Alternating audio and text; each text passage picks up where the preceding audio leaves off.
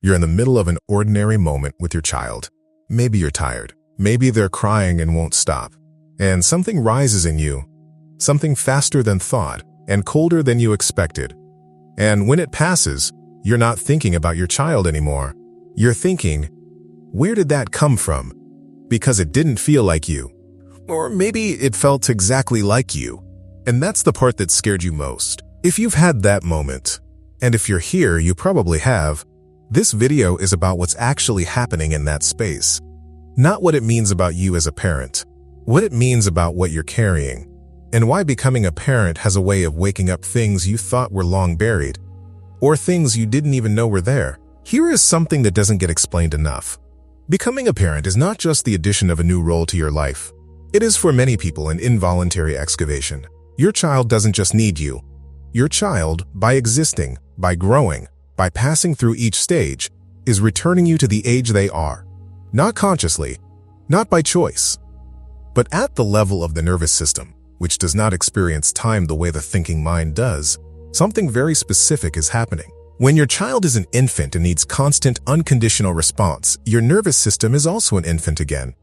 When your child is 2 and beginning to assert independence, some part of you is also 2, reaching back towards something. When your child is 5 and needs to be seen in their full emotional reality, some part of you is 5, remembering whether you were. This is not a metaphor. This is a documented pattern in how the nervous system processes relational experience. Researchers studying the transition to parenthood consistently find that it is one of the most powerful activators of early attachment material, not because parenthood is traumatic, but because it is a direct, sustained mirror held up to the childhood that shaped you. And if what you see in that mirror is unfamiliar, or frightening, or heavier than you expected, that is not a sign that something is wrong with you. That is a sign that the excavation has begun. The question nobody answers is, what do you do when you find what it unearths? Here is what most people who grew up in homes that looked fine from the outside carry into parenthood. Not a clear memory of harm. Not a dramatic origin story. Just a set of defaults. The way your nervous system learned to handle emotional overwhelm, because no one taught it another way. The tone your voice reaches for when you're at the edge, because that tone was the only one modeled. The way your body moves toward shutting down, or erupting, or monitoring, or controlling, because at some point, that was the most intelligent response available to you. None of that was a character flaw. It was a lesson. And lessons, especially the ones the nervous system learned before language, do not disappear because you've grown up. They wait until you are exhausted and a small person is screaming at 11 p.m. and your resource tank is empty. And then they run. Not because you chose them, because your nervous system chose them for you. At a speed that bypasses every intention you had this morning about the kind of parent you were going to be. And here is where the fear lives, the one you may not have said out loud yet.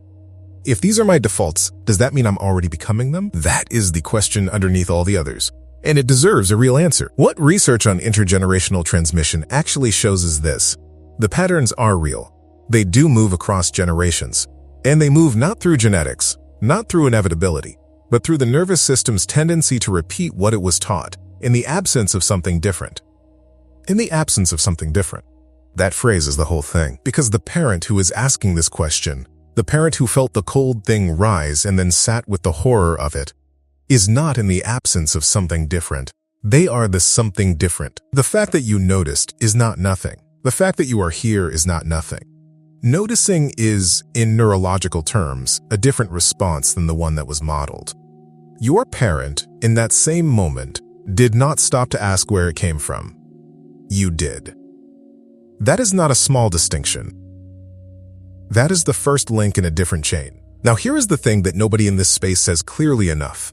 And it matters, because if you don't hear this, you will keep measuring yourself against a standard that doesn't exist and never did. The research on secure attachment, the kind of attachment that gives a child the internal foundation to navigate relationships, regulate emotions, and feel fundamentally safe in the world, does not show that it comes from perfect parenting. It doesn't. What it shows, consistently, across decades of attachment research, is that secure attachment is predicted not by the absence of rupture, but by the presence of repair. Let that settle for a moment. It is not the parent who never loses their patience. It is not the parent who always knows what to say.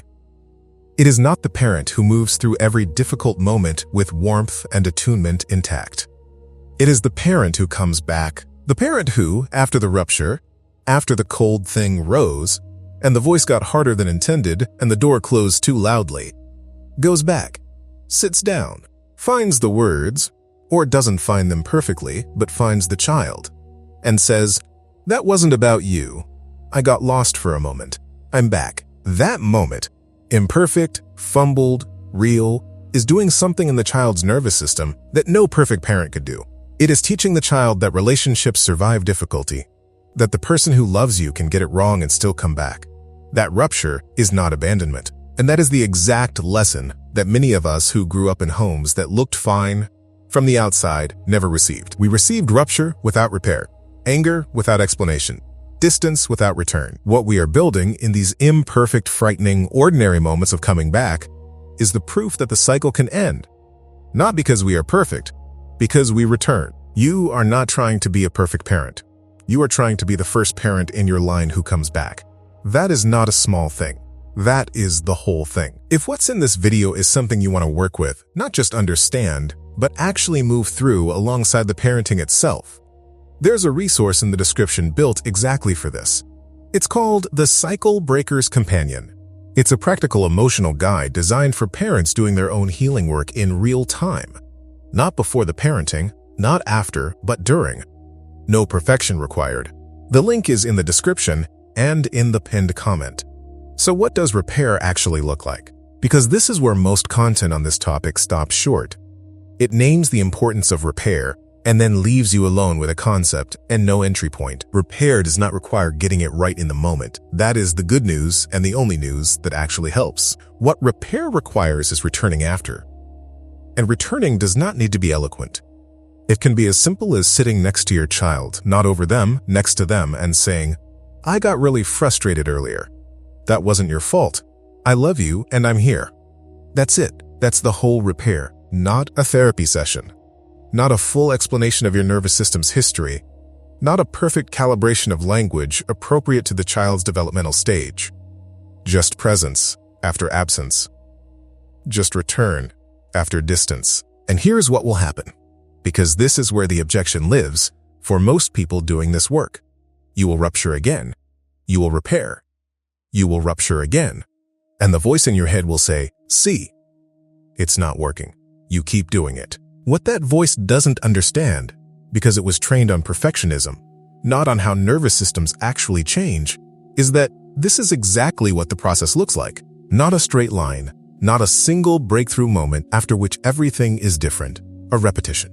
Rupture, repair, rupture, repair. And in that repetition, something is being laid down in your child's nervous system and in yours that was not there before. Your child's nervous system is learning, repetition by repetition, that you come back. And your nervous system is learning, repetition by repetition, that coming back is possible. That is not a small curriculum. That is the one that changes everything. The child who grows up knowing that the person who loves them returns after difficulty, that child carries something into every relationship they will ever have. You are building that.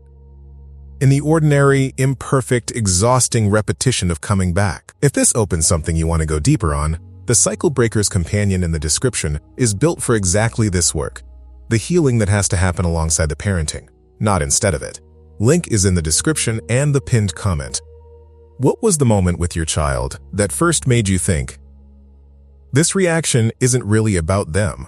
There's something worth naming before this ends. What you're carrying into parenthood. The defaults, the patterns, the cold thing that rises faster than thought. That was never yours to begin with. It was handed to you by people who received it from people who received it before them. A long time before anyone gave it a name. And for most of that line, no one stopped to ask where it came from. No one sat with the horror of it at 11 p.m. and wondered what it meant. No one looked at their child's face after a difficult moment and thought, I need to understand this. You did. That is not a guarantee of perfection. It was never going to be. But it is the first thing.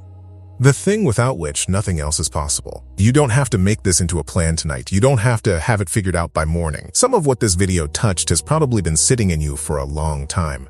The grief for the childhood that didn't come with what you're trying to give, The fear that what was done to you is living somewhere in your hands. Let that be real. It is real. You don't have to rush past it. What you are doing, this turning toward, this asking, this returning, is not a guarantee that you will always get it right. It is something more durable than that. It is the proof that the line ends here, not because you are perfect, because you came back, and because you will keep coming back, and because your child will grow up knowing in their body before they have words for it, that the person who loves them does not disappear when things get hard. That is the inheritance you are building. In the ordinary moments, in the imperfect repairs, in the fact that you are still here, still asking, still trying to understand. You're not behind, you're in it.